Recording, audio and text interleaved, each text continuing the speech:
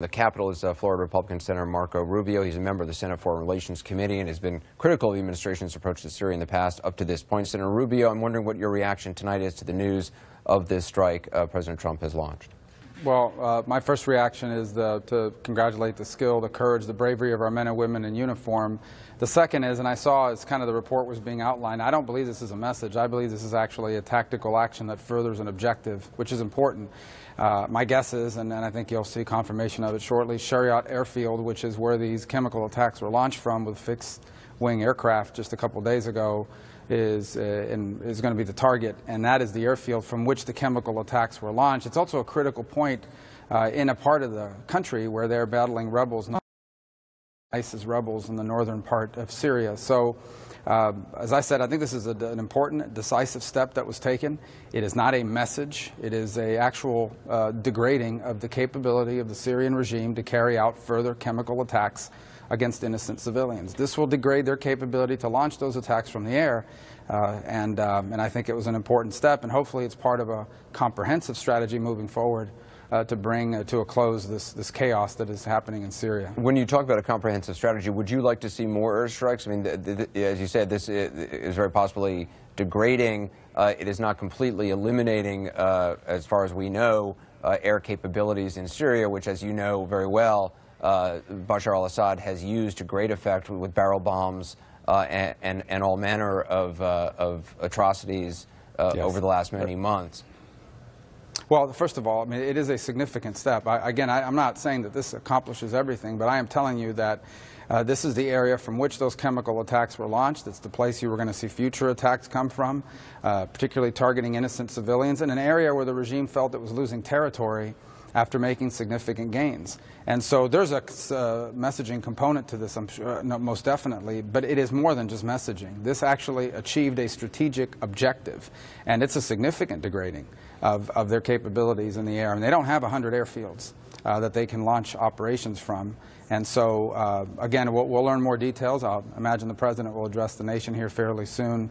But again, I would say to everybody, this is not just some symbolic measure. It is a strategic objective, and when they appear to have dedicated the necessary resources to achieve a specific strategic objective. And that's the way you conduct these things. The deputy Russian envoy to the UN a short time ago warned the U.S. of what he's called negative consequences of military action in Syria, referring to prior action in Iraq and Libya. I'm wondering how you respond to that and what concerns you about the potential for Russian personnel on the ground, military personnel on the ground. Well, I imagine they were not the ones targeted, but again, if the Russians are there on the ground assisting Assad in the commission of these heinous crimes, war crimes, they should answer for that, and they certainly have put themselves into harm's way. The second point that I would make with regards to all of this is the absurdity of the Russian position. I mean, with a straight face, they are arguing that these chemical weapons are actually because of the rebels, which is absurd. And the third point is, Russia should be embarrassed and ashamed. They are the ones that are telling the world that there were no nerve agents, that there were no chemical weapons left. We know that for the better part of this year, Assad has been using chlorine bombs against innocent civilians and population centers. And now yesterday, a couple days ago, a nerve agent, sarin. And so the Russians have been covering for Assad, and if it were not for the Russians, Assad would not still be in power, and if it were not for the Russians, Assad would not have the capability, and much less the gall, to conduct the sort of attack that we saw just a couple days ago. So they have no standing to say anything about this. As far as you understand, is it still U.S. policy, is it the policy of the Trump administration that Bashar al-Assad must go? Because as you know, last week, Secretary of State Rex Tillerson said that it's really up to the Syrian people to decide what happens to Assad. Well, again, I would leave it to the White House to tell you what their policy is. I can tell you two things. Number one, I am convinced, and I know the President was deeply impacted by the images and the news and the reports that he got from what happened there. I think he acknowledged as much. No matter how you may feel about the President, I know there are people out there that don't support the President, but if you watched yesterday when he was standing next to the King as he spoke about it, that was real. That was not a politician up there talking. That was a real person who had just seen and heard and been briefed on this horrifying attack, and it clearly impacted him. I think you saw it again today.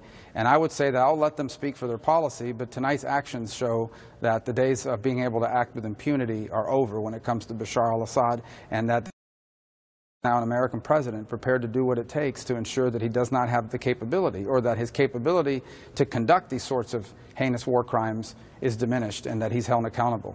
Senator Marco Rubio, I appreciate your time tonight. Thank you. Thank you.